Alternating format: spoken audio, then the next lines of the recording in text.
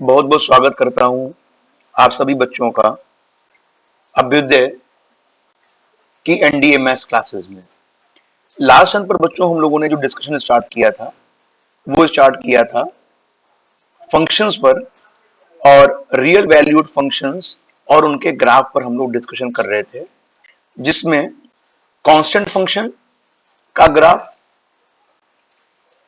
Identity function का graph, polynomial functions के graph, exponential function के ग्राफ और लॉगरिथमिक फंक्शंस के ग्राफ हम लोगों ने देखे थे, उनकी डोमेन और रेंज को समझा था। अब हम लोग बात को आगे बढ़ा रहे हैं। आज हम लोग बात करने जा रहे हैं about the graph of trigonometrical functions और उनके डोमेन और रेंज को इस ग्राफ के माध्यम से सीखेंगे। देखो बच्चों, आपके स्क्रीन पर इस समय जो ग्राफ शो हो रहा है ये ग्राफ ऑफ साइन एक्स है। इस ग्राफ को बेटा ध्यान रखो और इस ग्राफ से कुछ हम लोगों को इंफॉर्मेशन भी मिलेंगी। उन इंफॉर्मेशन को हम लोग अपने यूज में लाएंगे। तो देखो बेटा, सबसे पहले ये जो ग्राफ बना हुआ है आप देख रहे हो कि ये 0 से स्टार्ट होकर पहले 1 तक जा रहा है, 1 से गिर के -1 तक जा रहा है, फिर 2 पाई तक जा रहा है और फिर अगेन उसके बाद में वो वैसा ही जैसा पहले था कर्व वैसा ही बनता चला जा रहा है। तो अगर इस ग्राफ को देखोगे तो अगर मैं तुमसे पूछूं कि इस ग्राफ को देख के मैं तुमसे एक सवाल पूछूं कि व्हाट इज इट्स डोमेन, तो डोमेन ऑफ साइन एक्स कितना है? डोमेन ऑफ साइन एक्स, तो आप कह रहे हो कि कोई भी रियल वैल्यूज जो है रखने पर हमें पोर्शन ऑफ द कर्व मिल रहा है। देखो आप लोग देख रहे हो ना यहाँ पे। अब जा देखो बेटा, अगर मैं तुमसे पूछूं कि what is the range of sine x, तो रेंज का मतलब मैंने बताया था बेटा वाई वैल्यूज का कलेक्शन। देखो यहां से लेकर यहीं तक की तो वाई वैल्यूज मिल रही, देखो ये नीचे तक है, ये पोर्शन। इसका मतलब अगर मैं तुमसे कहूं कि वाई एक्सिस पर कहां तक मिल रहा है, तो वाई एक्सिस पर यहां तक मिल रहा है, मतलब -1 से लेकर 1 तक। तो -1 से लेकर 1 तक की वैल्यूज जो है वो रेंज ऑफ साइन एक्स बता रही है। ठीक है, ये बात ध्यान रहेगी ना। अच्छा बेटा, अगर मैं तुमसे बात करूं यहीं पर कॉस एक्स ग्राफ के बारे में, तो कॉस एक्स ग्राफ जो है वो इस जगह से स्टार्ट होगा,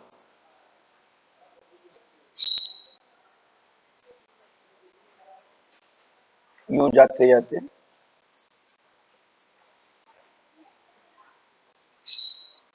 यूं जाते जाते इस तरीके का। ठीक, तो देखो इसका डोमेन भी बेटा इधर ही पीछे चलेगा ऐसे एंड सो। तो देखो बेटा, ये जो दूसरा ग्राफ मैंने यहाँ पर लाइट ब्लू पेन से बनाया हुआ है, ये cos x ग्राफ है। तो अगर मैं तुमसे पूछूं what is the domain of cos x, तो अगेन यू विल से कि it will same as the domain of sin x। And what is the range of cos x, तो it will be same as range of sin x। ठीक है, इतनी बात समझ में आ गई। तो यहां पर ये बात ध्यान रखना कि डोमेन ऑफ sin x क्या है, all real values, range of sin x -1 से +1, डोमेन ऑफ cos x कितना है, all real values, range of cos x कितना है, -1 से लेकर +1 तक। ठीक है, देखो बेटा ये ग्राफ तुम्हारा अगला जो तुम्हारी स्क्रीन पर बना हुआ है ये ग्राफ ऑफ tan x है। दिस इज द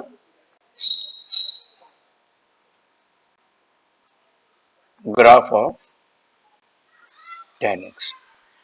देखो बेटा, इसमें ग्राफ ऑफ tan x जो बना हुआ है वो आप देख रहे हो, ये 0 है, ये π/2 है, ये पाई है। ये मैंने एक पीरियड पूरा जो 2 पाई तक है, 0 से 2 पाई तक का बनाया है मैंने। तो जरा इसमें देखो क्या हो रहा है कि 0 से लेकर π/2 तक में कर्व ऊपर की ओर जा रहा है, लेकिन π/2 पे tan की वैल्यू कोई नहीं मिल रही है, क्योंकि अगर मैं तुमसे कहूं fx बराबर tan x है, तो बेटा tan x को हम लोग sin x upon cos x ले सकते हैं। तो जहां जहां cos x की वैल्यू डिफाइन नहीं होगी वहां वहां पे tan x डिफाइन नहीं होगा। मतलब हम कह सकते हैं कि tan डिफाइन कहां कहां है, तो कहोगे हर रियल वैल्यूज के लिए, लेकिन वहां पे नहीं जहां पे cos x की वैल्यू 0 होती है। और बच्चों ये बताओ कि cos x की वैल्यू 0 कहां होती है, तो आप कहोगे जितने भी ऑड मल्टीपल ऑफ π/2 हैं वहां पर आपका tan जो है वो डिफाइन नहीं होगा। तो देखो कहां पे नहीं हो रहा, π/2 पे, 3π/2 पे, आगे चलोगे 5π, 7π या -π/2, सब पे डिफाइन नहीं होगा।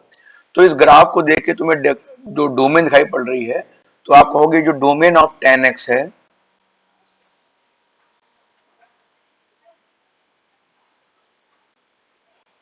वो भी all real values accept 2n+1 π/2, जहां पर n कोई इंटीजर है। और रेंज क्या हो जाएगी, तो आप कहोगे रेंज जो है वो आप देख रहे हो कि नीचे ये माइनस इन्फिनेटिव से प्लस इन्फिनेटिव तक अगर हम कर्व का पोर्शन को देखें, भाई कहां से कहां तक मूव कर रहा है, तो हम देख रहे हैं कि हर एक वैल्यू जो है, जो अगर आप ऐसे देखिए ना, इसके ऊपर मैं एक लहरा दूं, ये देखिए, तो आप देखोगे कि ये पूरी पूरी वैल्यूज नीचे से लेकर ऊपर तक हमें मिल रही है। तो ये कह सकते हैं कि जो रेंज ऑफ tan x होगी वो आपकी ऑल और रियल वैल्यूज हो जाएगी। ठीक है, इसी तरह बेटा अगर मैं तुमसे कहूं अबाउट दी cot x, तो cot x जो होगा उसका कर्व जो है इस तरीके का बनता है कि जहां पर ये 0 है वहां पर ये इंफिनिटिव होगा,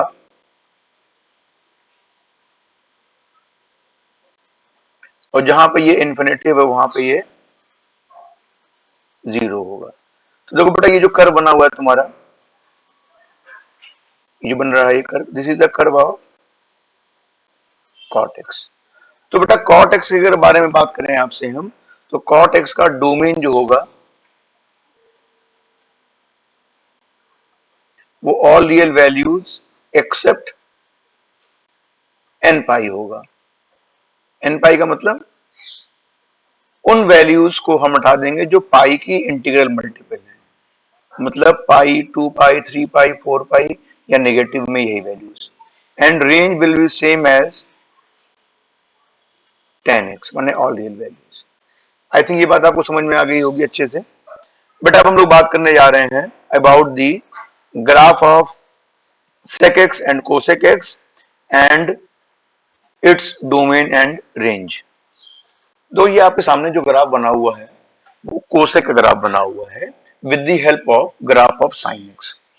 देखो बेटा यहाँ पे जो साइन कर्व बना हुआ है, ये देखिए जो ब्लैक पार्ट से है, इसको मैं इस तरीके से दूसरा कलर ले लूं, ये देखिए, तो जहां जहां पे साइन जैसा बना हुआ है इसका जस्ट अपोजिट ग्राफ कोसेक का होगा। क्यों होगा भाई, क्योंकि साइन फंक्शन और cosec function are the reciprocal of each other. तो देखो बेटा जरा मैं यहां बात करूं, ये 0 है, तो 0 से π/2 पर देखो साइन का कर्व इस तरह बढ़ रहा है, तो कॉसेक बेटा क्या होगा, कॉसेक कर्व नीचे की ओर गिरने लगेगा इस तरीके से। ठीक है, मतलब जहां पे ये 0 है साइन, वहां पे कॉसेक कैसा हो जाएगा, इन्फिनेटिव। जहां पे 1 है तो 1 का उल्टा 1 ही रहेगा, और फिर 0, फिर ये इन्फिनेटिव। मतलब 0 से π/2 तक कॉसेक का कर्व डिक्रीज करेगा, फिर इंक्रीज करेगा, फिर पाई के ऊपर साइन पाई 0 होता है तो वहां कॉसेक डिफाइन नहीं होगा, तो छोड़ देगा, फिर पाई के बाद स्टार्ट होगा, और इस तरीके से आप ऊपर की ओर जो कर्व बना हुआ है, ये देखिए ये जो कर्व बना हुआ है, this is the graph of cosec x. ठीक है, तो देखो बेटा इसमें तुम देख रहे हो कि जो कॉसेक का कर्व है, अगर मैं तुमसे इससे पूछूं कि what is the domain of,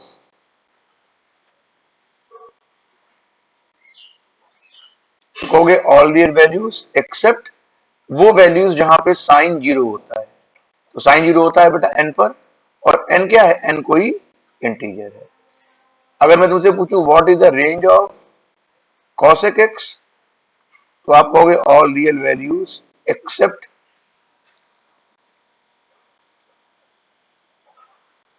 -1 से लेकर +1 तक। देखो बेटा ये जो पोर्शन में जहां पे थे ऐसे ये डैश लाइन बना रहा हूं, डैश वाली लाइन, ये देखो बेटा यहाँ क्या हो रहा है, देखो ये देखिए, आपने देखा, तो ये जो पोर्शन है बेटा, ये वाला पोर्शन, इस पोर्शन में कोई भी वैल्यू कॉसेक की नहीं मिल रही है, सिर्फ यहां पे मिल रही है 1 और -1। तो रेंज ऑफ cos x क्या हो गई, ऑल रियल वैल्यूज एक्सेप्ट -1 से +1। तो बच्चों आप इसको ऐसे कह सकते हो कि अगर मैं तुमसे पूछूं कि cos x की रेंज क्या होगी, तो कहोगे cos x हमेशा जो है वो -इन्फिनिटी से, मैं इसको अलग से लिख दे रहा हूं, मैं लिख दे रहा हूं cos x जो है ये बिलोंग करता है -इन्फिनिटी से -1 यूनियन 1 से लेकर इन्फिनिटी तक। बच्चों बात समझ में आ रही है आप लोगों को? और सेम टू सेम ग्राफ होता है कॉसेक की तरह ही सेक का, जैसे कि सेक ग्राफ बनता है, कॉस ग्राफ बनता है, उसके रेसिप्रोकल ग्राफ जो होगा वो सेक एक्स का होगा। तो बेटा अगर मैं तुमसे कहूं कि सेक एक्स ग्राफ कैसा है, देखो बेटा इसमें ये जो ग्राफ बना हुआ है ये थोड़ा सा वैल्यूज जो है ये सही नहीं दी हुई है, इनको मैं ऐसे वो कर दे रहा हूं, ठीक है? ये वैल्यूज पर मत जाओ, ध्यान दो।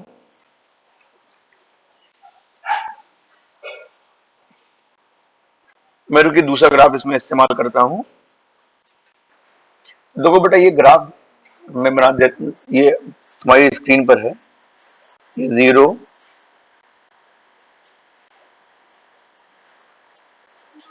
ये π/2, ये पाई, 3π/2, 2π,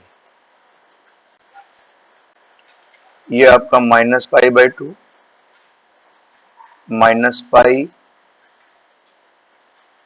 -3π/2। तो देखो बेटा जहां पर कॉस का कर्व बना हुआ है, मैं कॉस के कर्व पे इस तरीके से लाइन बना दे रहा हूं जिससे आपको क्लियर दिखाई पड़े कि कॉस के कर्व से सेक का कर्व किस तरीके से बनाया गया है। देखो बेटा आप देख सकते हो कि जहां पर ये कॉस कर्व जो है इंक्रीजिंग या डिक्रीजिंग है, जस्ट इसका अपोजिट रोल होगा किसका, सेक का। तो देखो बेटा ये कर्व कहां से स्टार्ट हो रहा है, ये 1 से स्टार्ट हो रहा है, 0,1 से, और कहां तक जा रहा है, देखो ये इनफाइनाइट तक जा रहा है। इधर इधर बेटा क्या हो रहा है, इनफाइनाइट तक, इनफाइनाइट, इनफाइनाइट, इनफाइनाइट तक। 1 से स्टार्ट होगा या -1 से स्टार्ट होगा। तो फाइनली अगर मैं तुमसे पूछूं कि what is the domain of sec x, तो कहोगे सारी real values except odd multiple of π/2। And what is the domain of, sorry range of sec x कितना होगा, तो वही रहेगा कहां से कहां तक बेटा, ऑल रियल वैल्यूज -1 से लेकर 1 तक छोड़ के। मतलब ऐसे कह सकते हैं कि जो सेक एक्स है वो बिलोंग करेगा -इन्फिनिटी से -1 यूनियन 1 से लेकर इन्फिनिटी तक। मतलब ऐसे कह सकते हैं कि रेंज ऑफ सेक एक्स और range of cosec x दोनों आपस में बराबर होते हैं, ठीक है ना? कोई कंफ्यूजन तो नहीं बच्चों इसमें? तो अभी हम लोगों ने ग्राफ देख के ये जान लिया है कि किस तरीके से किसी फंक्शन का डोमेन और कोडोमेन रेंज कैसे पता करते हैं, ठीक है? देखो बच्चों ये जो ग्राफ तुम्हारे सामने बना हुआ है ये ग्राफ है मॉडुलस फंक्शन का। मॉडुलस फंक्शन का ग्राफ एक्चुअल में बेटा y बराबर x और y बराबर -x दोनों की x एक्सिस से रिफ्लेक्शन लेके पॉजिटिव डायरेक्शन में जो ग्राफ मिलता है वो ग्राफ ऑफ मॉडुलस फंक्शन होता है। इसको बेटा रिप्रेजेंट करते हैं, ये फंक्शन जो है f(x), इसको डिनोट करते हैं मॉडुलस x से। और इसका काम क्या होता है, ये फंक्शन ऐसा फंक्शन होता है बेटा कि अगर इसमें नेगेटिव वैल्यू दो तो भी पॉजिटिव मिलेगी और पॉजिटिव वैल्यू दो तो भी पॉजिटिव मिलेगी, ठीक है? अच्छा तो एक बात ध्यान रखो बेटा इसमें कि मॉड x जो है वो अंडर रूट एक्स स्क्वायर की तरह बिहेव करता है। तो बेटा अगर देखो जो डार्क लाइन बनी हुई है ऊपर की ओर, ये और ये बेटा पोर्शन शामिल नहीं होता है, मैं इसे कट कर दे रहा हूं, सिर्फ समझाने के लिए मैंने बनाया था। तो देखो बेटा यहां पर मैं तुमसे पूछूं कि भाई इस ग्राफ का डोमेन क्या है, तो आपने कहा कि डोमेन ऑफ जो मॉड एक्स होता है वो ऑल रियल वैल्यूज होता है, कोई भी रियल वैल्यू यहां पे रखेंगे we will have the answer. ठीक है, कोई दिक्कत तो नहीं है। अच्छा बेटा लेकिन मैं तुमसे पूछूं what is it's range, range of mod x, तो कहोगे ये यहां से स्टार्ट कर रहा है, देखो ये जो पॉइंट है बेटा यहां से स्टार्ट हो रहा है और कहां पे जा रहा है, ऊपर प्लस इन्फिनिटी तक। ठीक है ना, तो इसकी रेंज जो होगी वो 0 से लेकर इन्फिनिटी तक होगी। बात समझ में आ गई आप लोगों को, कोई कंफ्यूजन तो नहीं है इसमें? ठीक है, तो बेटा अगर ग्राफ ऑफ मॉडुलस फंक्शन आ गया है समझ में, तो अब हम लोग बात करने जा रहे हैं अबाउट दी न्यू ग्राफ जिसका नाम है, मैं ये लिखे दे रहा हूं इसको कट करके,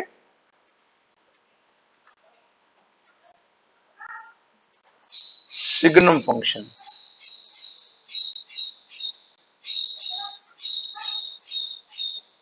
बेटा सिग्नम फंक्शन का ग्राफ कैसे बनता है, तो आइए जरा बात करते हैं इससे। इसको थोड़ा मैं साफ कर दे रहा हूं,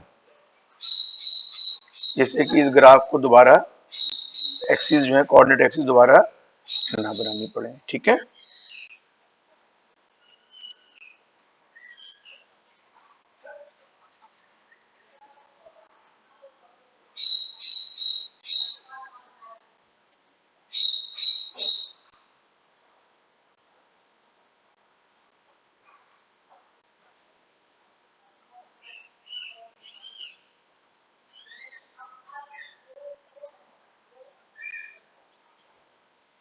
बेटा तुम्हारी ओरिजिन हो गई। जो सिग्नम फंक्शन होता है इसकी परिभाषा होती है f x equals to 1 whenever x is positive, 0 whenever x is equal to 0 और -1 whenever x is less than 0। तो देखो बेटा इसको मैं ऐसे कह सकता हूं कि f x equals to x upon mod x. ये फंक्शन जो बना हुआ है this function is known as signum function. तो बेटा इसकी डोमेन क्या होती है और रेंज क्या होती है, इसका ग्राफ मैं बनाने जा रहा हूं, उसको देखो बेटा। ये तुम्हारा +1 है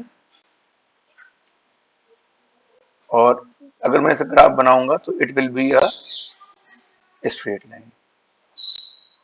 एक वैल्यू यहां मिलती है, ये -1 है आपका, एक वैल्यू आपकी यहां मिलती है।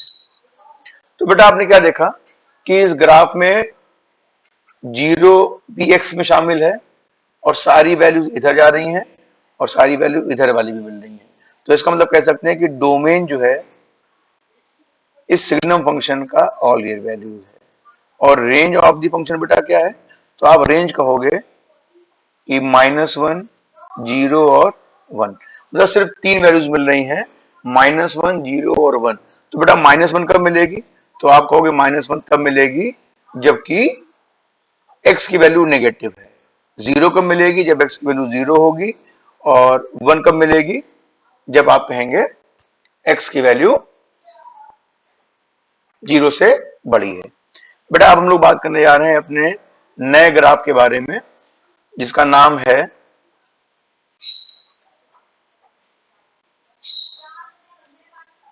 ग्राफ ऑफ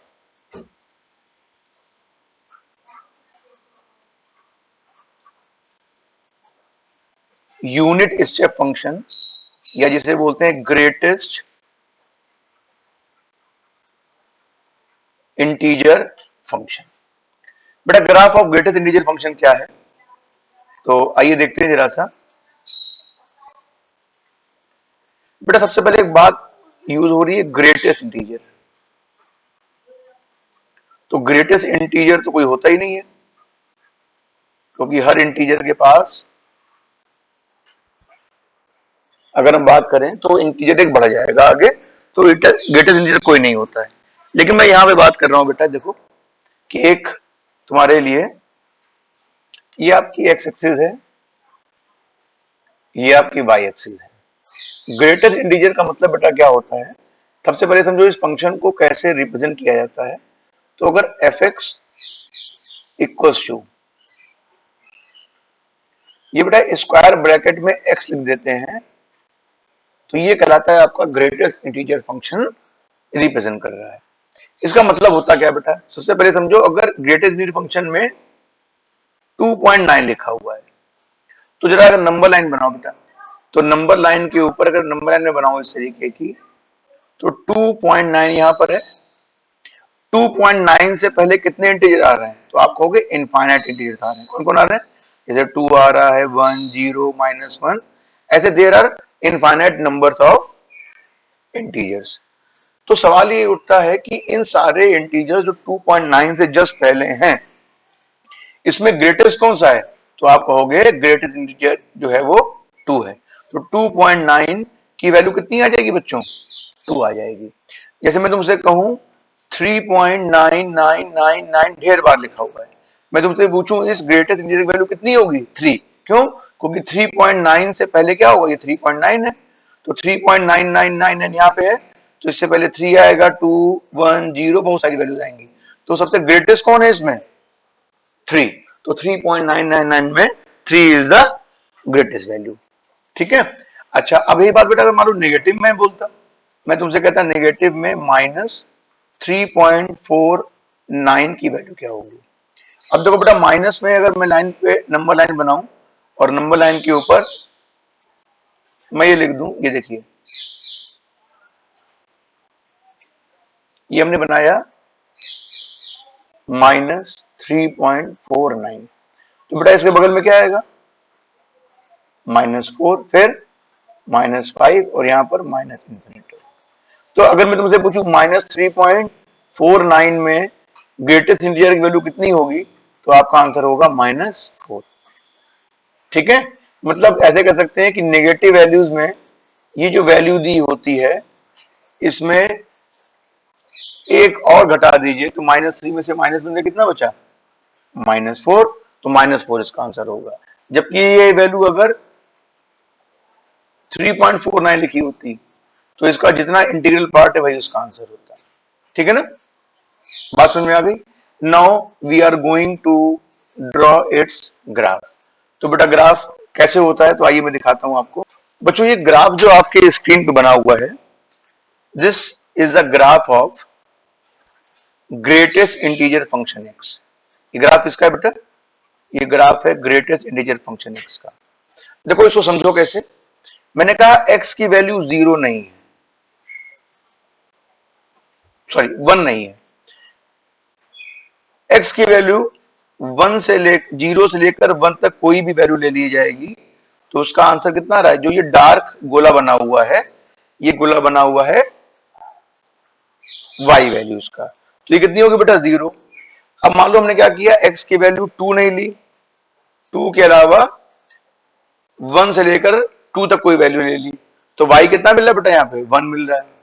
तो देखो इस तरीके से अगर आप ग्राफ देखोगे तो 2 से लेकर 3 तक के बीच में ग्राफ कैसा मिल रहा है, आपको 2 मिल रहा है ना। ठीक है, नेगेटिव पे आ जाओ बेटा, अगर हम x की वैल्यू 0 और -1 तक लेते हैं, 0 छोड़ के, तो आंसर बेटा कितना है, आप देख रहे हो -1 के ऊपर डार्क गोला बना हुआ है, ये दिखा रहा है कि y की वैल्यू, इसलिए -2 मिलेगी अगर हम x की वैल्यू जो है -1 से -2 ले लें, लेकिन -1 ना लें। तो आप देख रहे हो बेटा यहाँ पे जितने भी ये ग्राफ बना हुआ है, ये सबकी ऊंचाई कितनी है, 1 यूनिट, ये भी 1 यूनिट, ये भी 1 यूनिट। तो sometime this graph is also known as graph of unit step functions. ठीक है, बात समझ में आ गई, नहीं आ गई, कोई कंफ्यूजन तो नहीं है। अच्छा, तो बेटा इसमें देखो, अगर मैं तुमसे पूछूं कि इस ग्राफ को देख के डोमेन ऑफ फंक्शन क्या होगी, कौन सा फंक्शन, ग्रेटेस्ट इंटीजर फंक्शन, तो आप कहोगे इसकी डोमेन में जो मर्जी आए इसमें रख दो। लेकिन रेंज क्या हो रही बेटा, तो आप देख रहे हो कि इसके आउटपुट में हमेशा एक इंटीजर वैल्यू ही मिल रही है, मतलब इंटीग्रल वैल्यूज इसकी रेंज हो जाएगी। बात समझ में आ गई, नहीं आ गई। जैसे मैं तुमसे कहूं कि कुछ भी वैल्यू रखी, तुमने क्या रखा था, 2.3 रखा था, तुम्हें आंसर क्या मिल रहा था, 2 मिल रहा था। मतलब ये एक ऐसी मशीन है जो इनपुट कुछ भी दे दो लेकिन आउटपुट हमेशा आपको एक इंटीजर ही मिलेगा। इसको ध्यान रखना बेटा। इस पर बेस्ड प्रॉब्लम जो है आपके एग्जामिनेशन में पूछी जाती है। ठीक है, तो बच्चों हम लोग अपनी बात को फिर आगे बढ़ाने जा रहे हैं। बच्चों हम लोग डिस्कशन करने जा रहे हैं अब एल्जेब्रा ऑफ रियल फंक्शंस। बेटा यहाँ पे एल्जेब्रा का मतलब क्या है? एल्जेब्रा का मतलब यहां पर रियल फंक्शंस में एडिशन,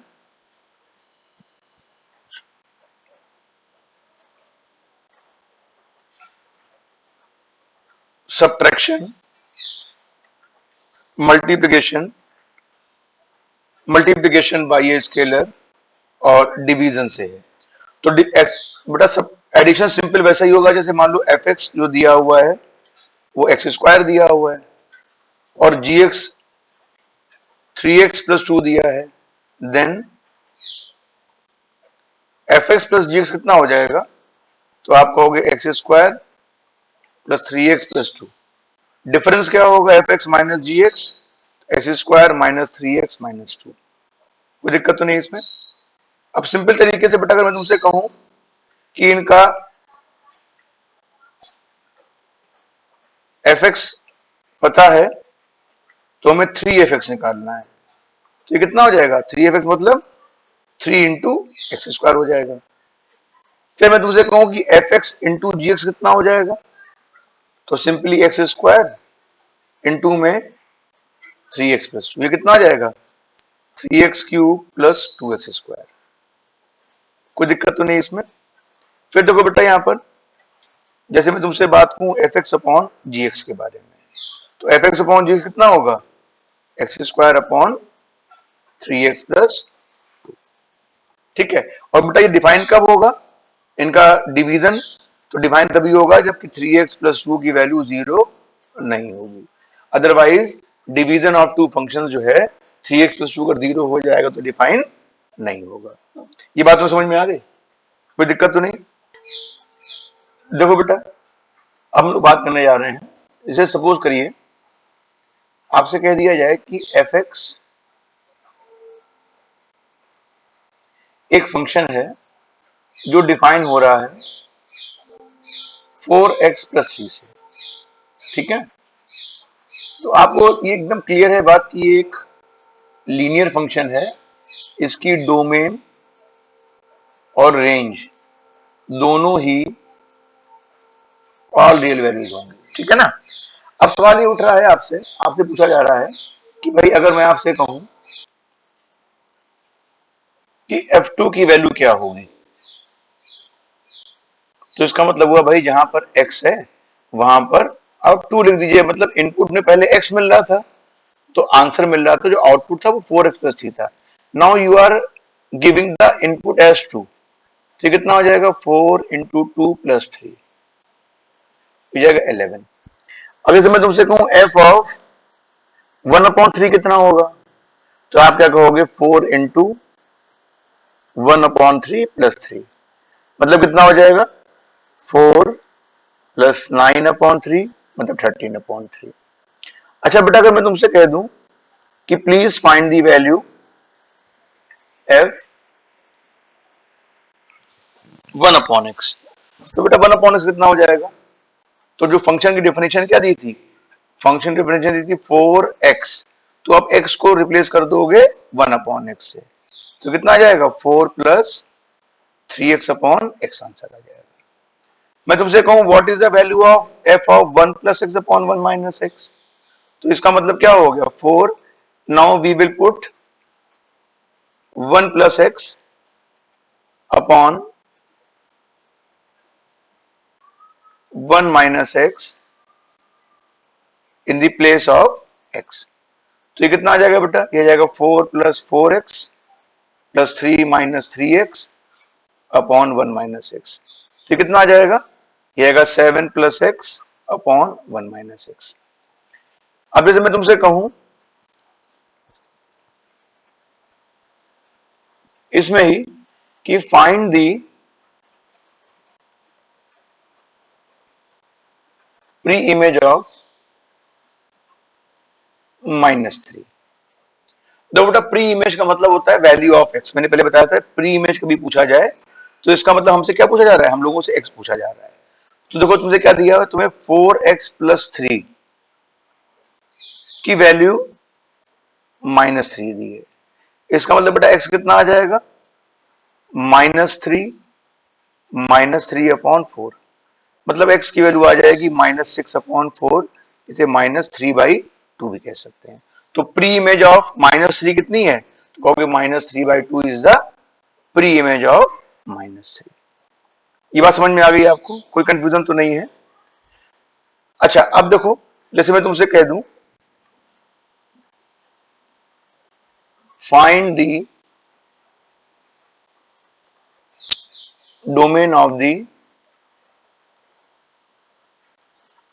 फॉलोइंग फंक्शंस। तो जब बेटा पहला क्वेश्चन लिखा हुआ है x+1/x-1, तो आपको क्लियर बात पता है कि इसकी जो डोमेन होगी वो ऑल रियल वैल्यूज होगी। क्यों, क्योंकि बेटा ये दो फंक्शन अलग अलग डिवीजन है। तो डिवीजन वाले फंक्शन का जो डोमेन होता है वो इसका डोमेन और इसका डोमेन, मान लो ये ऊपर वाले को f मान लो, नीचे वाले को g मान लो। तो डोमेन ऑफ f और डोमेन ऑफ g का जो इंटरसेक्शन होगा वो डिवीजन वाले फंक्शन का डोमेन होता है।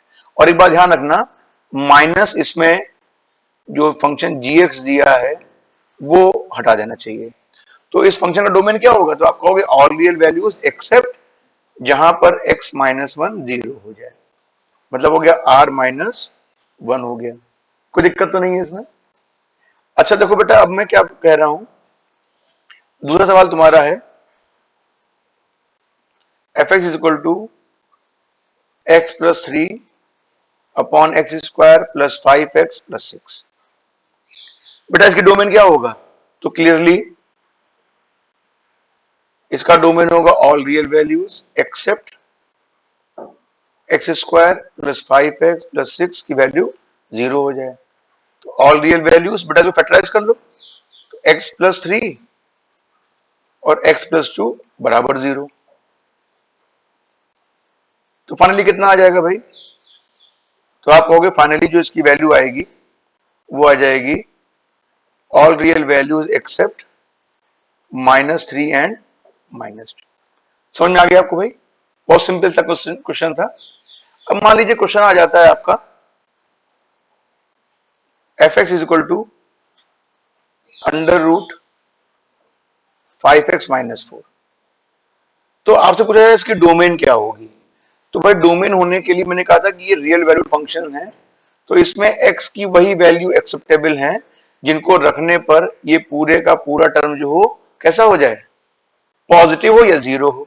तो for the domain of function क्या होगा, 5x-4 must be greater than or equal to 0। और ये क्या इंप्लाई करेगा, ये इंप्लाई करेगा x is greater than or equal to 4/4, 4/5। Therefore domain of function कितनी हो गई, तो आप कहोगे 4/5 से लेकर इंफिनिटी तक की वैल्यूज जो है इसकी डोमेन हो गई। समझ में आ गई बात, कोई कंफ्यूजन तो नहीं है। हाँ लेकिन अगर क्वेश्चन मान लो बदल जाए बेटा, क्वेश्चन हो जाए √x² - 9 लिखा है, इस फंक्शन की डोमेन निकालनी है, तो इसकी डोमेन क्या हो जाएगी तुम्हारी, तो आप कहोगे इसकी डोमेन होगी x² -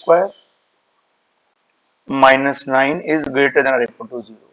बेटा ये क्वाड्रेटिक इनक्वालिटी दी हुई है, तो अगर कोई बच्चा ऐसे कर देता है कि x² इज ग्रेटर देन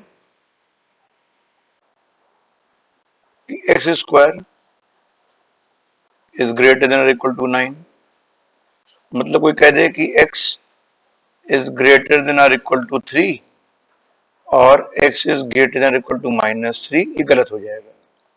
तो अब एक बात आ रही है कि इस टाइप की प्रॉब्लम को किस तरीके से सॉल्व करना पड़ेगा।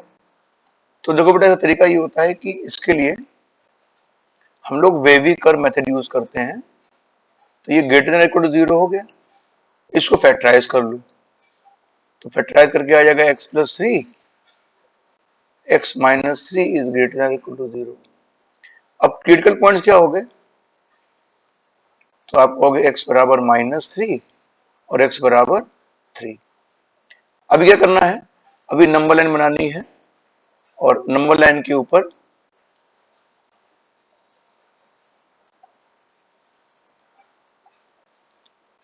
ये -3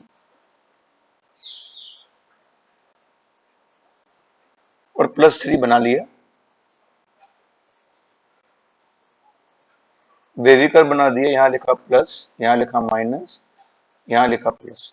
ठीक है, तो जहां पर हमें क्वाड्रेटिक इनइक्वालिटी लिखी थी वो बेटा पार्ट क्या था, वो पार्ट हमें दिखाना था कि x+3 जो है, x-3 इज ग्रेटर देन और इक्वल टू 0। तो इसका मतलब which part will be taken, तो कहोगे ये वाला पार्ट या ये वाला पार्ट। तो आंसर क्या आ जाएगा, x belongs to minus infinitive से -3 यूनियन 3 से लेकर इंफिनिटिव तक। बात समझ में आ गई। तो ये क्या हो गया बेटा, ये जो x की वैल्यू निकली है, मैंने क्या बताया था आप लोगों को कि x की वैल्यूज का कलेक्शन क्या कहलाता है, डोमेन ऑफ फंक्शन। तो डोमेन ऑफ फंक्शन कितना हो गया, ये जो आंसर तुम्हारा लिखा हुआ है, this is the domain of the function. बात समझ में आ गई आपको। मैं बात को फिर अपनी आगे बढ़ाने जा रहा हूं। जैसे मान लीजिए आपसे कह दिया जाता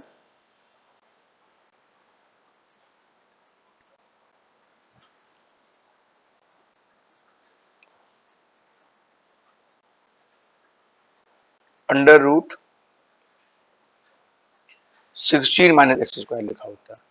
अब मैं इस फंक्शन डोमेन निकालने तो क्या करोगे भाई, तो सिंपली बात है कि अंडर रूट के अंदर की वैल्यू हमेशा पॉजिटिव या 0 के बराबर होनी चाहिए।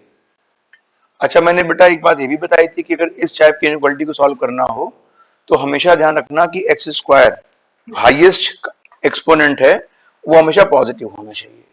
तो तुमने क्या कहा, तुमने कहा कि भाई इसको -1 से मल्टीप्लाई कर दिया, तो मल्टीप्लाई करने पे साइन ऑफ इनइक्वालिटी क्या हो जाएंगे, चेंज हो जाएंगे।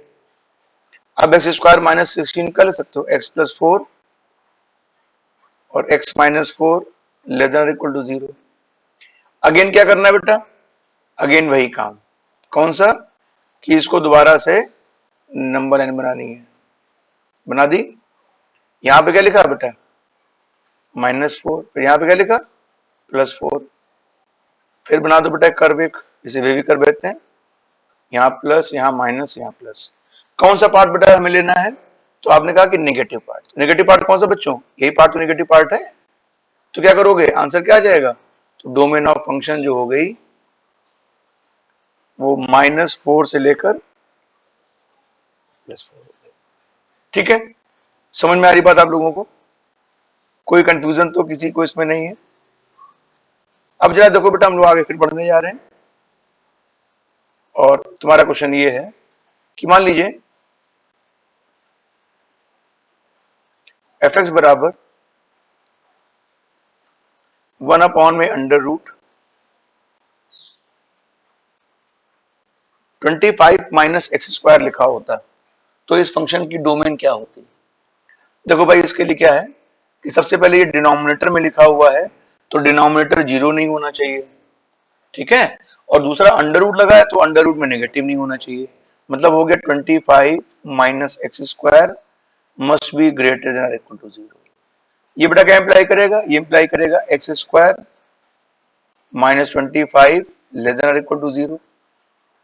यहाँ पे इक्वल टू 0 नहीं लगेगा बेटा, इसको हम लोग खाली ग्रेटर देन 0 होना चाहिए, लेस देन 0, क्योंकि भी मैंने पहले बोला कि 0 नहीं होगा। तो देखो बेटा ये क्या हो जाएगा, x+5 x-5 is less than 0। अभी क्या करना बेटा, नंबर लाइन बना दे रहा हूं मैं। यहाँ पे क्या लिखा, यहाँ लिखा -5, यहाँ लिखा +5, यहाँ प्लस, यहाँ माइनस, यहाँ प्लस। बेटा कौन सी वैल्यूज कंसीडर करनी है, नेगेटिव वैल्यू। तो आंसर क्या जाएगा, डोमेन ऑफ द फंक्शन जो है वो आपकी हो गई -5 ओपन ब्रैकेट में टू 5। ठीक है, तो ये डोमेन समझ में आ गया बेटा आपको कैसे निकालते हैं, कोई दिक्कत तो नहीं इसमें। अब देखिए, अगर मैं बात करूं एफ एक्स बराबर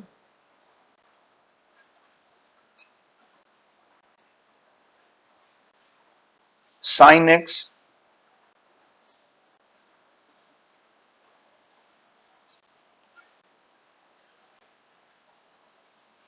प्लस 3 कॉस एक्स लिखा हुआ है। We need to find its domain. तो डोमेन बेटा क्या हो जाएगा, आप क्या कहोगे, आप कहोगे कि अगर दो फंक्शन आपस में जुड़े होते हैं तो दोनों ही फंक्शन का डोमेन जो है वो दोनों के इंटरसेक्शन के बराबर होता है। तो साइन एक्स का डोमेन क्या होता है बेटा, आर, इसका डोमेन भी आर। तो आर का आर से इंटरसेक्शन कितना हो गया, आर। तो find it domain of sine x plus 3 cos से कितना हो जाएगा, ऑल रियल वैल्यूज। लेकिन मैं तुमसे कहूं अगर एफ एक्स बराबर लिखा है, साइन एक्स लिखा हुआ है और दूसरा फंक्शन जो साथ में जुड़ा हुआ है रूट एक्स लिखा हुआ है, now we need to find its domain. तो वह डोमेन कैसे निकाली जाएगी इस फंक्शन की, तो आप क्या कहोगे, साइन एक्स की डोमेन और अंडर रूट एक्स की डोमेन। तो साइन एक्स की डोमेन क्या हो गई, domain of sine x all real values. Domain of under root x कितनी होती है, पॉजिटिव रियल वैल्यूज। तो देखो बेटा, जब आर और आर प्लस का यूनियन लेंगे, सॉरी इंटरसेक्शन लेंगे, तो आर और आर प्लस का इंटरसेक्शन कितना होगा, आर प्लस हो जाएगा। तो therefore domain of F x जो है वो क्या हो गई, ऑल पॉजिटिव रियल वैल्यूज। ठीक है, कोई दिक्कत तो नहीं है इसमें। अच्छा, तो देखो बेटा हम लोग बात करने जा रहे हैं अब अबाउट दी रेंज। रेंज हम लोगों ने ग्राफिकली सीख ली थी। अब बात आ रही है कि अगर कुछ ऐसे फंक्शन आ जाए जिनके ग्राफ से हम लोग रेंज निकालना पाने में कैपेबल ना हो, तो उन फंक्शन की रेंज को किस तरीके से फाइंड आउट किया जाता है। जैसे बेटा पहला क्वेश्चन है 3 - 4x एक फंक्शन लिखा है, इसकी रेंज निकालनी है और x की वैल्यू क्या दी हुई है, नेगेटिव दी हुई है। अब देखो मतलब इनपुट में हम बेटा कौन सी वैल्यू दे रहे हैं, we are giving the negative values only. तो देखो भाई सबसे पहले क्या दिया, इसकी रेंज कैसे निकालेंगे, रेंज निकालने का मतलब इस पूरा पूरा एक्सप्रेशन क्या वैल्यू दे रहा है वो फाइंड आउट करना है। तो तुम्हें गिवन क्या है कि x लेस देन 0 है,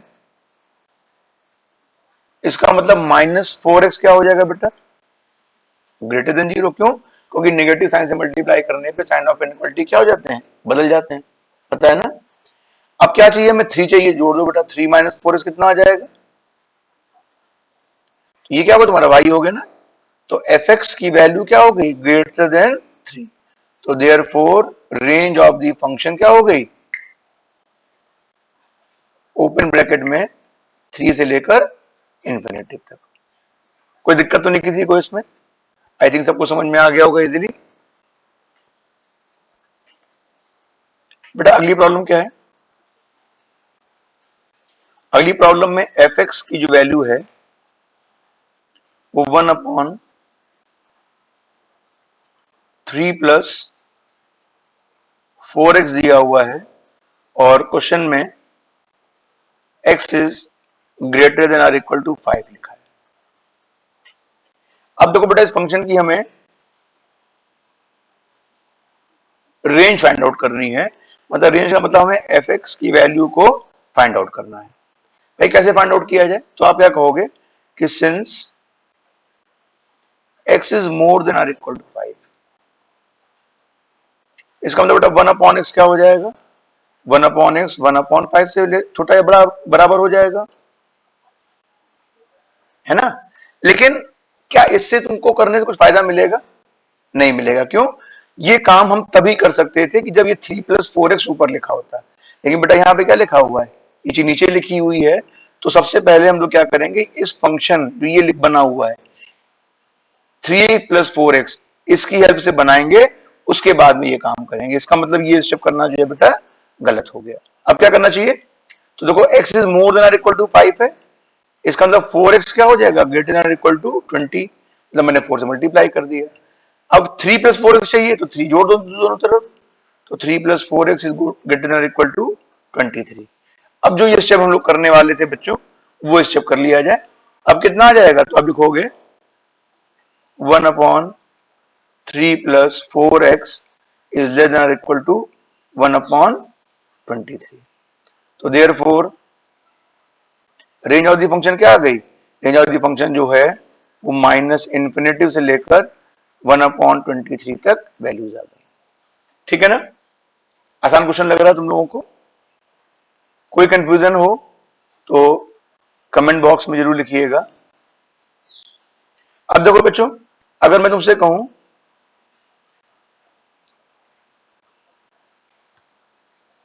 fx की वैल्यू दी है 3 sin x -2, इस फंक्शन की डोमेन निकालनी है। तो बच्चों इस फंक्शन की डोमेन किस तरीके से निकाली जा सकती है, तो सिंपली देखो बेटा, आपको पता है अभी मैंने सबसे पहले ग्राफ बताया था कि साइन एक्स की वैल्यू 1 और -1 के बीच में लाई करती है। बेटा हमें चाहिए क्या, हमें चाहिए 3 साइन एक्स।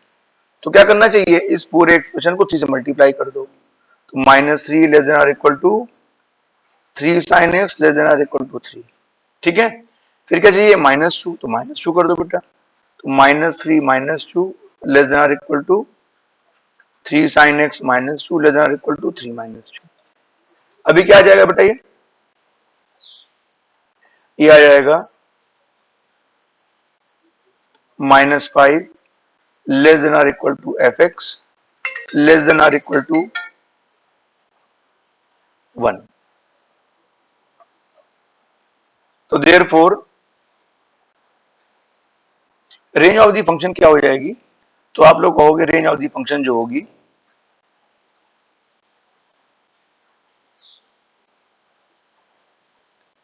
-5 से लेकर 1 तक की वैल्यूज इस फंक्शन की लाई करेंगी। ठीक है ना, अब देखो बेटा मैं आगे बढ़ाने जा रहा हूं बात को। अगर क्वेश्चन ये लिखा होता एफ एक्स बराबर √3 sine x plus cos x, हमें इस फंक्शन की डोमेन और रेंज पता करनी है। तो डोमेन तो हम लोग पहले ही पता कर चुके हैं कि इसकी फंक्शन की डोमेन जो होगी वो ऑल रियल वैल्यूज होगी, बिकॉज साइन एक्स और कॉस एक्स दोनों ही की डोमेन जो है वो ऑल रियल वैल्यूज होती है। अच्छा अब देखो रेंज निकालनी है, तो रेंज निकालने का तरीका बेटा क्या है, इस क्वेश्चन में थोड़ा ध्यान रखना तुम लोग। मैं क्या करने जा रहा हूं कि साइन एक्स और कॉस एक्स के कोफिशिएंट के स्क्वायर को ऐड करके उसका अंडर रूट करने के बाद में डिवाइड कर दे रहे हैं, मल्टीप्लाई कर दे रहे हैं। देखो बेटा यहाँ पे लिखा √3 लिखा हुआ है, और यहाँ क्या लिखा है, कुछ नहीं लिखा, मैंने 1 लिखा हुआ है। ठीक है ना, तो क्या करने जा रहे हैं, √3 का स्क्वायर कितना हो गया, और 1 का स्क्वायर मतलब 4 का अंडर रूट 2, मतलब √4 मतलब 2 से इस पूरे एक्सप्रेशन को मल्टीप्लाई और डिवाइड कर दो। चलो भाई देखो क्या होने जा रहा है, आपने क्या किया, यहां पर 2 बाहर लिख दिया, ये हो जाएगा sine x into √3/2 plus cos x into 1/2। बच्चों ये कितना हो जाएगा, ये हो जाएगा साइन एक्स कॉस π/6, क्योंकि कॉस 30 की वैल्यू √3/2 होती है ना, plus cos x into sine π/6। ठीक है, अब जरा देखिए ये पूरा फार्मूला दिखाई पड़ रहा है ना बेटा, sign A cos B plus cos A sine B, ये फार्मूला किसका हो गया, साइन ए प्लस बी का। जब साइन ए प्लस बी फार्मूला हो गया तो ये हमारे सामने वैल्यूज आ गई। अब देखो बेटा इसकी रेंज निकालनी है, तो ये पूरी की पूरी वैल्यू क्या करेगी, -1 से +1 के बीच में लाई करेगी, मानते हो ना, और हमें चाहिए बेटा कितना, 2। तो फाइनली क्या करोगे, फाइनली आपने 2 से मल्टीप्लाई कर दिया पूरे इनइक्वलिटी को, तो -2 less than or equal to 2 sine x plus pi by 6 less than or equal to 2। ये कितना हो जाएगा? ये तुम्हारा हो गया fx। तो fx की वैल्यू क्या आ गई बेटा? fx जो है वो -2 से +2 लाई कर रहा है, तो therefore range of the function क्या होगी भाई? तो आप कहोगे -2 से लेकर +2 तक की जो वैल्यूज हैं ये हम लोगों को रेंज दे रही हैं किसकी? साइन फंक्शन की, जो गिवन फंक्शन है साइन ना बोल के। तो बेटा देखो एक यहाँ पे नोट लिख दे रहे हैं, और इस नोट का मतलब रुपया मत समझिएगा आप लोग। ये नोट कह रहा है कि अगर कभी fx की value a sine x plus b cos x दी हुई हो तो इसकी डोमेन जो है वो तो ऑल रियल वैल्यूज होगी, लेकिन रेंज जो है वो हमेशा -√a² plus b², comma √a² plus b² के बीच में, और इसको इंक्लूड करके लाई करेगी। बात समझ में आ गई? कोई दिक्कत तो नहीं इसमें? ठीक है, तो इस क्वेश्चन का बेटा हम लोग डायरेक्ट जवाब दे सकते हैं। अगर कभी क्वेश्चन पूछा जाए एनडीए एग्जाम में या किसी अन्य एग्जामिनेशन में, तो आप बिना किसी संकोच के इसका आंसर लिख सकते हैं। जैसे मैं तुमसे कहूं कि 3 साइन x -4 cos x की रेंज बताओ, तो आप क्या कहोगे? सीधे माइनस में √9+16 और √9+16, दैट इज -5 से लेकर +5 तक की फंक्शन की रेंज रहेगी। ठीक है ना? बात समझ में आ गई आपको? सिंपल क्वेश्चन है। देखो बेटे, अब हम उन क्वेश्चन के बारे में बात करने जा रहे हैं जिन फंक्शन की डोमेन स्पेसिफाइड नहीं होगी और हमको डोमेन निकालनी है। जैसे क्वेश्चन लिखा है fx की वैल्यू दी है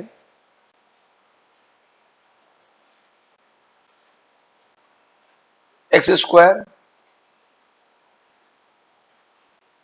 प्लस 3x प्लस 2, इसकी हमें रेंज निकालनी है। तो देखो बेटा, इस क्वेश्चन को देख के किस तरीके से इसकी रेंज निकाली जाए और जरा देखते हैं। सबसे पहले देखो बेटा, मैंने क्या किया कि इस फंक्शन की डोमेन जो हमने देखी वो ऑल रियल वैल्यूज है। ठीक है ना? अच्छा, अब रेंज कैसे निकाला जाए? तो रेंज निकालने के लिए तरीका बेटा ये है कि इसको तुम लोग y मान लो। तो y की वैल्यू कितनी आ गई? x² प्लस 3x प्लस 2 आ गई। इसका मतलब बेटा क्या हो गया? इसको लिख सकते हो x² plus 3x plus 2 minus y बराबर 0। बच्चों, ये क्वाड्रेटिक इंडेक्स है ना? जब क्वाड्रेटिक इंडेक्स है, इसका मतलब क्या हो गया कि इसका जो डिस्क्रिमिनेंट होगा वो कैसा होगा? तो आप कहोगे इस क्वाड्रेटिक एक्सप्रेशन का डिस्क्रिमिनेंट जो होगा वो हमेशा पॉजिटिव होगा। इसका मतलब क्या हो गया? b² -4a, c कितना है? 2 - 5 is greater than equal to 0। ये कितना आ जाएगा भाई? 9 -16 प्लस 4y is greater than equal to 0। मतलब कितना आ जाएगा? ये आ जाएगा 4y माइनस 9 में से 16 जाएगा तो बचेगा -7। मतलब क्या आ गया बेटा? y इज ग्रेटर देन और इक्वल टू 7/4 आ गया। और 7/4 आने का मतलब क्या हो गया? इस फंक्शन की जो रेंज है, तो रेंज ऑफ फंक्शन क्या होगी? तो आप कहोगे 7/4 से लेकर इन्फिनिटी तक। कोई दिक्कत तो नहीं? तो बेटा इस क्वेश्चन को ये भी पूछ सकते थे कि लीस्ट वैल्यू ऑफ, जैसे क्वेश्चन कहा था तुम्हारे सामने, क्वेश्चन दिया था x², क्वेश्चन में देख लीजिए एक बार। क्वेश्चन लिखा था x² प्लस 3x प्लस 2।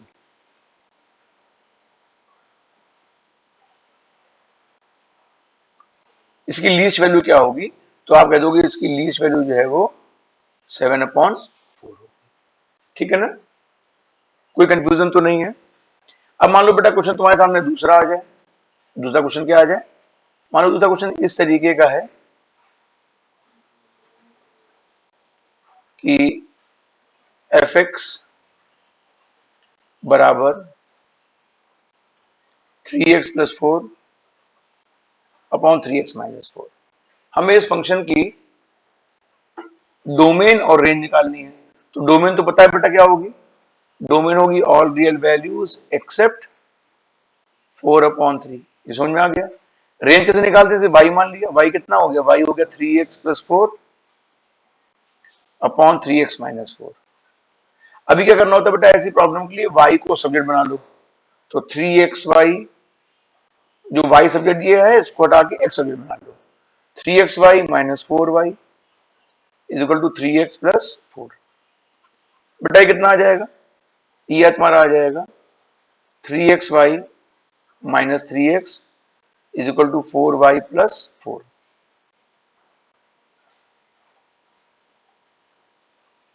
फिर देखो बेटा कितना आ जाएगा?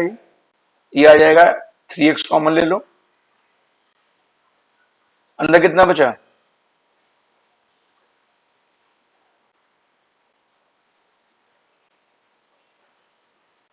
इसे x वैल्यू कितनी आ गई? इसकी x वैल्यू आ गई 4y + 4 अपॉन 3y - 1। अब देखो बेटा यहां पर अगर x डिफाइन कब होगा? तो x डिफाइन तब होगा कि जब कि y कुछ भी रख लो, जो मर्जी है रख लो, लेकिन y की वैल्यू 1 पॉसिबल नहीं है। तो ये फंक्शन डिफाइन कब हो रहा है बेटा? तो आप कहोगे x is define only when y कोई भी रियल वैल्यूज हो लेकिन 1 इसमें ना हो। बच्चों अगर ऐसा हो रहा है तो हम लोग कह देंगे कि जो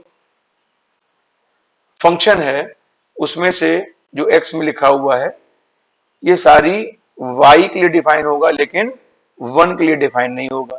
इसका मतलब किसी भी x के लिए y की वैल्यू 1 नहीं होगी। तो ऐसे कह सकते, ये जो बेटा हमारे सामने आया है ये आ गई रेंज। तो therefore range of the function क्या हो गई? All real values except 1। समझ में आ गई बात आपको? सिंपल सा कंसेप्ट है, आई थिंक सबको समझ में आ रहा होगा। अब सपोज करिए क्वेश्चन आपके सामने लिखा हुआ है f(x) = √9 - x²। हमें इस फंक्शन की रेंज निकालनी है। डोमेन तो पहले निकाल चुके हैं, रेंज निकालनी है। तो बेटा देखो इसमें हम एक कंसेप्ट समझ रहे हैं कि सबसे पहले कई चीजें होती हैं देख के अंदाजा लगाते हैं और फिर जो देखा है उसके बाद में पाने की कोशिश करते हैं और जो आंसर मिलता है उनका intersection is the our answer. तो बेटा देखो सबसे पहले तुमने इसमें एक चीज देखी भाई, हमने क्या देखा? हमने देखा कि जो अंडर रूट लगा होने की वजह से y हमेशा या तो 0 होगा या 0 से बड़ा होगा। इससे तुम लोग सहमत हो? ठीक। अब जरा देखो इसके बाद क्या करते हैं, ये हमने देख लिया। अब कोशिश करेंगे पाने की। तो पाना कैसे किया जाता है बेटा? इसको y लिखा बराबर √9 - x²। बेटा ये क्या इंप्लाई करेगा? ये इंप्लाई करेगा y² बराबर 9 - x²। तो मैंने कहा था कि x को सब्जेक्ट बना लेना चाहिए। तो ये कितना हो जाएगा? x² बराबर 9 - y²। तो x बराबर हो जाएगा प्लस माइनस √9 - y²। अब बच्चों हम उसमें क्या करने जा रहे हैं? हम इसमें उन y को ढूंढने जा रहे हैं जो कि प्रॉब्लम क्रिएट करेंगे, x को इमेजिनरी बना देंगे। मतलब उन वैल्यूज के लिए x इमेजिनरी होगा, मतलब उस सेट में लाई नहीं करेगा। तो हमने कहा कि भाई 9 - y² क्या होना चाहिए? इट मस्ट बी पॉजिटिव और 0। देखो भाई क्या करते हैं इसमें, जैसा कि तरीका बताया गया था कि आपको कि 9 - y² पॉजिटिव है तो y² का कोएफिशिएंट नेगेटिव हो गया। और मैंने कहा था while solving the quadratic inequalities coefficient of y² must be positive. So what will we do?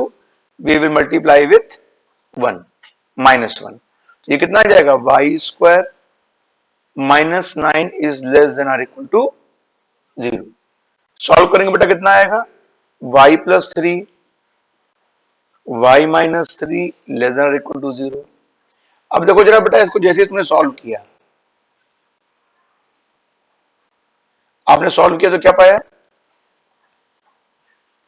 Number बनाई, इस पर -3 और +3, प्लस माइनस प्लस, हमें बेटा कौन सा पार्ट चाहिए, नेगेटिव पार्ट। तो आंसर क्या आ जाएगा, y बिलोंग्स टू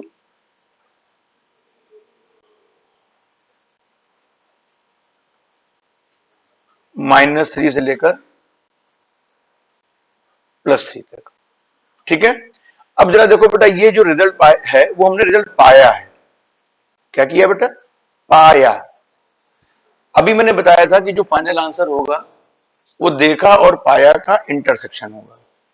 तो देखो भाई देखा और पाया का इंटरसेक्शन कैसे लिया जाए, देखा बेटा मैंने था कि y जो है वो greater than or equal to 0 है। क्या किया जाए, एक नंबर लाइन बनाई जाए, इस पे -3 लिखा, 0 लिखा और 3 लिखा। तुमने क्या देखा सबसे पहले कि y की वैल्यू जो है वो ग्रेटर देन इक्वल टू 0 है, और दूसरा क्या लिखा हुआ है, -3 से लेकर +3 तक। तो बेटा कॉमन रीजन क्या है तुम्हारा, आप देख रहे हो कॉमन रीजन जो है वो ये है, देखो है ना। तो ये रीजन क्या होगा, 0 से 3 तक। तो देयरफॉर मैं ऐसे बोल दूंगा कि जो रेंज ऑफ द फंक्शन क्या हो गई, रेंज ऑफ द फंक्शन जो हो गई वो 0 से लेकर 3 तक हो गई। समझ में आ गया बात, आप लोगों को बात, कोई कंफ्यूजन तो नहीं है। बेटा अगली प्रॉब्लम तुम्हारे सामने आ रही है, वो ये है कि fx जो लिखा हुआ है वो मॉड ऑफ x -5 लिखी है, और आपसे कहा जा रहा है इसकी डोमेन और रेंज बताओ। देखो बेटा आपको तो पता है ना भाई कि मॉड x जो होता है वो हमेशा greater than or equal to 0 होता है, कभी भी नेगेटिव नहीं होता। तो इसमें क्या कर दे रहे हैं हम, दोनों तरफ -5 को ऐड कर दे रहे हैं भाई, क्योंकि हमें फंक्शन बनाना है। तो ये बेटा क्या हो गया, ये बन गया फंक्शन, इसकी वैल्यू कितनी आ गई, ग्रेटर देन इक्वल टू -5। तो इससे तुम्हें क्या पता चल गया भाई, इससे तुम्हें ये पता चल गया कि जो रेंज है वो -5 से लेकर इन्फिनिटी तक हो गई। ठीक है ना, कोई कंफ्यूजन तो नहीं है इसमें, सिंपल सा क्वेश्चन है। ठीक है, तो अब देखो बेटा हम लोग फिर अपनी बात को आगे बढ़ाने जा रहे हैं, और आपसे ये डिस्कस करने जा रहे हैं कि फंक्शंस जो हम लोगों ने पढ़े हुए हैं रियल वैल्यू फंक्शंस के बाद में, कि वो फंक्शन के टाइप कौन कौन से होते हैं। तो नेक्स्ट बेटा हमारा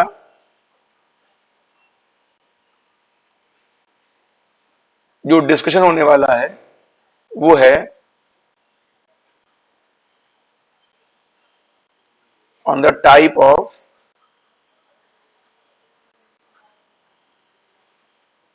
फंक्शंस। टाइप ऑफ फंक्शंस में बेटा सबसे पहले किसी एलिमेंट और उसके जुड़ने के तरीकों से हम लोग फंक्शन डिस्क्राइब करते हैं, ठीक उसी तरीके से हम लोग फंक्शन के टाइप भी डिस्क्राइब करेंगे।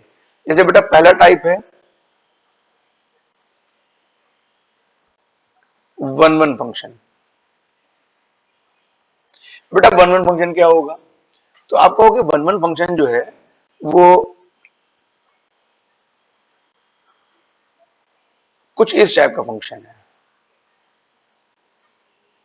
इसमें 1 2 3 लिखा है, यहाँ 4 5 6 7 लिखा है। हम बेटा जोड़ रहे हैं इसको, तो कैसे, बेटा आप देख रहे हो कि जो भी इनमें कनेक्शन हुआ है, जो भी आपस में जुड़े हैं, तो जुड़ने में कहीं भी ये नहीं हुआ है कि किसी दो एलिमेंट की सेम इमेज मिल जाए। मतलब हर एक एलिमेंट की क्या मिल रही है, एक और यूनिक इमेज मिल रही है। यूनिक तो होती है लेकिन वो किसी दूसरे एलिमेंट की प्री इमेज नहीं है। तो बच्चों इस तरीके के अरेंजमेंट को हम लोग कहते हैं वन वन फंक्शन। मतलब ये कह सकते हैं कि अगर x1 और x2 बराबर नहीं है तो इसका मतलब उनकी इमेजेस भी बराबर नहीं है। अगर ऐसा हो रहा है तो हम लोग फंक्शन को क्या बोलते हैं बेटा, फंक्शन को बोलते हैं वो एक वन वन फंक्शन है। ठीक है। और एक बात समझ लो बेटा, वन वन फंक्शन को इंजेक्टिव फंक्शन भी कहा जाता है। क्या कहते हैं, इंजेक्टिव फंक्शन। ठीक है। तो किस तरीके से ग्राफ की हेल्प से हम जानेंगे कि ये दिया हुआ ग्राफ जो है किसी फंक्शन का वन वन फंक्शन का है कि नहीं है। देखो बेटा मैंने क्या किया, सबसे पहले क्या होता है, जैसे मान लो साइन का ग्राफ बनाया मैंने, तो साइन ग्राफ कैसे, कॉस बना दे रहे, मान लो ये बनाया कॉस ग्राफ बनाया। अब देखो बेटा ये फंक्शन वन वन है कि नहीं है, पता कैसे करेंगे, तो सिंपली क्या करो, एक्स एक्सिस के पैरेलल एक लाइन ड्रॉ कर दो। कर दी ड्रॉ। ये कर्व को कितने पॉइंट पे कट कर रही है, एक पॉइंट तो ये दिखाई पड़ रहा है और एक पॉइंट तुम्हारा ये दिखाई पड़ रहा है। मतलब ये जो कर्व है इसको, ये स्ट्रेट लाइन जो parallel to axis of x है, दो पॉइंट पे कट कर रही है।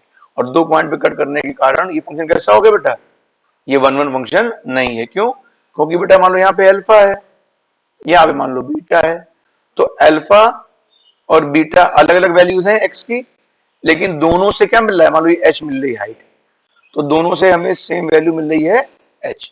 इस वजह से फंक्शन वन वन नहीं है। तो बेटा अगर किसी ग्राफ को देख के हम किस तरीके से जानेंगे कि कोई दिया हुआ ग्राफ एक फंक्शन का है कि नहीं है, तो उसका तरीका ये होता है कि draw a line parallel to x axis, point of intersection बराबर one, then one one function, point of intersection more than one, not one one. और बेटा जो नॉट वन वन होते हैं वो हम लोग अगला टाइप बताने जा रहे हैं, उनको बोलते हैं मेनी वन फंक्शन। कैसे बोलते हैं, मेनी माने कई x, many to one function होते हैं। बात समझ में आ गई। फिर तीसरा फंक्शन बेटा है तुम्हारा, इस फंक्शन को हम लोग बोलते हैं अबाउट दी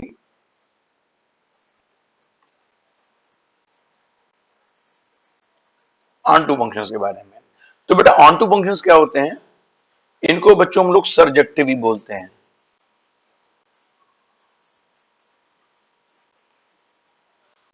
बेटा सरजेक्टिव फंक्शंस क्या हो जाते हैं, तो इसको हम लोग कहेंगे कि ऐसे फंक्शंस जिनकी रेंज और कोडोमेन आपस में बराबर हो जाए, ऐसे फंक्शंस ऑन टू फंक्शंस कहलाते हैं। जैसे मैं तुमसे कहूं कि एक सेट ए है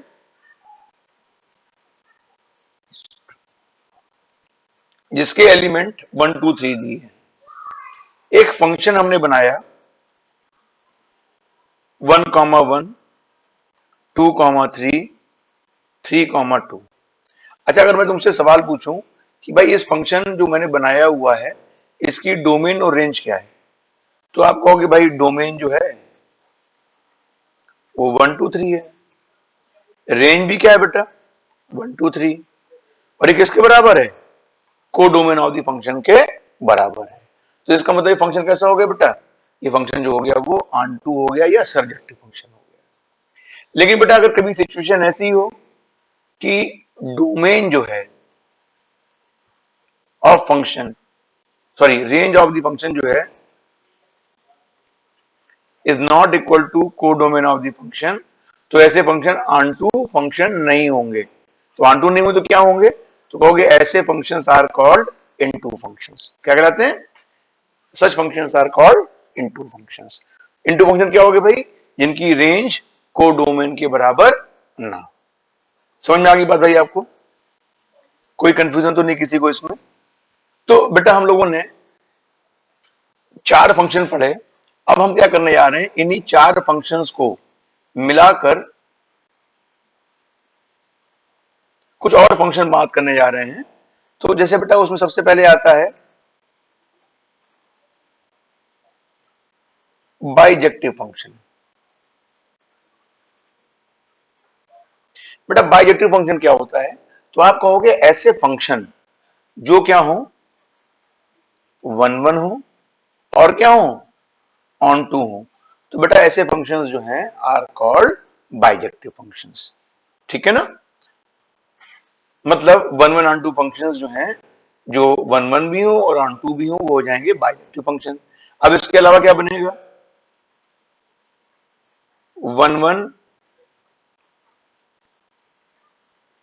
इनटू फंक्शन, फिर मेनी वन ऑन टू और many one into. Next turn पर बच्चों हम लोग डिस्कस करेंगे कि किस तरीके से फंक्शंस को देख के सॉल्व करके पता कर पाएंगे फंक्शन वन वन है कि नहीं है, मेनी वन है कि नहीं है, इनटू है कि नहीं है, ऑन टू है कि नहीं है। और बच्चों जो नेक्स्ट टर्न होगा उसमें जो क्वेश्चन डिस्कस किए जाएंगे वो डेफिनेटली आपके कॉम्पिटिटिव एग्जाम के लिए बहुत बहुत बहुत इंपॉर्टेंट है। तो मैं आप सभी से ये गुजारिश करूंगा कि जो लेक्चर आज हुआ है इसको खूब ध्यान से पढ़ें, जो कमी लगे उसको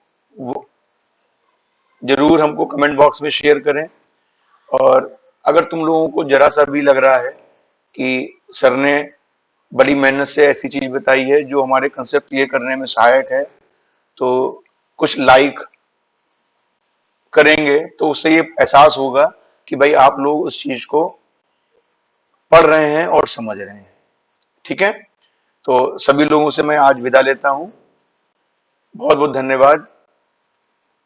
good bye, god bless you to all of you. ठीक है बच्चों, थैंक यू सो मच।